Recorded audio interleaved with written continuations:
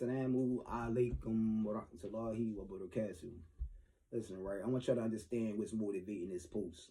All right, so right before I offered Salah, I was watching YouTube and I was on TikTok. And I made a TikTok live because of this YouTube video. All right. It was a recommendation. It's this podcast, and they was interviewing TK Kirkland, right? And on the podcast, the title says something about don't call yourself Muslim or something like that. So, that caught my attention. I'm like, what? Or stop calling yourself Muslim. So I tapped on it. Is TK Kirkland trying to tell this Muslim brother he shouldn't be calling himself a Muslim because he isn't qualified or he don't move like a Muslim? As if he is a Muslim himself, or he has knowledge of the ins and outs of Islam that which makes a person a Muslim or not or a non-Muslim. So I said, let me talk about this because too many people be talking about topics that they have no knowledge of. They don't know about it firsthand experience. They haven't really did no deep research into it. They just going about what they see and heard other people say and do. You know what I'm saying? And that's how most of us interpret things. You know what I'm saying? So we see a Muslim do something. Well, I ain't never see a Muslim do this. That ain't what Islam is. Islam is based on Quran and Sunnah.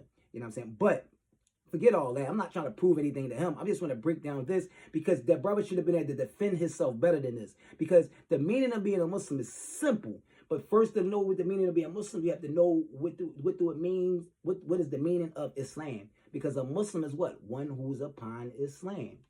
So let's make this real simple. Real simple, right? To be a Muslim is basically you're testifying and affirming that you believe in God alone, that he has the right to be worshipped, right? He's the Lord of everything. He deserves to be worshipped, and he possesses the most beautiful names and qualities. And everything that is worshipped other than him and followed other than Islam is false, right? So basically, you have to believe in the law as being the Lord, the one who deserves to be worshipped alone, and that all the other stuff that is worshipped other than him is false, and you can't worship it. That's what a Muslim is. One who is a monotheist, and that stay away from polytheism. That one who is a monotheist, one who believes in the oneness and uniqueness of God, and he disbelieves in all the stuff that is associated with God, that things that people worship and believe in. This is what a Muslim is.